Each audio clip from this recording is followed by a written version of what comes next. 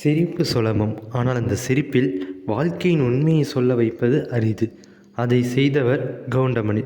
ஒரு சாதாரண கிராமத்து குடும்பத்தில் பிறந்த சுப்பிரமணி என்ற கவுண்டமணி ஆரம்ப காலத்தில் சினிமாவில் நடிகராக வேண்டும் என்ற கனவுடன் பல அவமானங்களையும் நிராகரிப்புகளையும் சந்தித்தார். வாய்ப்புகள் கிடைக்காமல் சிறிய வேடங்கள், கவனிக்கப்படாத பாத்திரங்கள். ஆனால் அவர் ஒருபோதும் நம்பிக்கையை விடவில்லை. அவருடைய மிகப்பெரிய பலம் என்னவென்றால் sharp dialogue delivery, timing sense மற்றும் சமூகத்தை கண்ணாடி போல் காட்டும் நகைச்சுவை.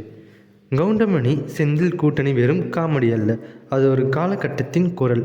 சாதாரண மனிதனின் கோபம், வேதனை, நையாண்டி எல்லாமே அவரது பஞ்ச் டைலாக்கில் ஒலித்தது.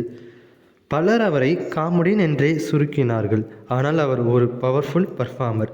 உச்சத்தில் இருந்தபோதும் எளிமை, நேர்மை, தன்னம்பிக்கை இவையே அவரை நிலைநிறுத்த வைத்தது.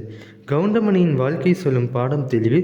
உன் தனித்துவத்தை நம்பு, காலம் உனக்கு இடம் கொடுக்கும். அவரிடமிருந்து மோட்டிவேஷன் லைன் என்னவென்றால், உன் குரல் வேற மாதிரி என்றால் பயப்படாதே, அதுவே உன்னை நினைவில் நிற்க வைக்கும். உங்களுக்கு கவுண்டமணி செந்தில் காமெடியிலே எந்த காமெடி பிடிக்கும்னு கமெண்ட்டில் சொல்லிட்டு போங்க. எனக்கு பிடிச்ச காமெடின்னு பார்த்தீங்கன்னா இந்த பெட்ரூம் ஹாஸ் லைட்டு காமெடி தான். இதில் எப்படின்னா லைட் எரியுன்னு சொல்லுவாங்கள்ல செந்தில், அந்த காமெடி எனக்கு ரொம்ப பிடிக்கும். ஸோ உங்களுக்கு என்ன பிடிக்கும்னு கமெண்ட்டில் சொல்லிட்டு போங்க.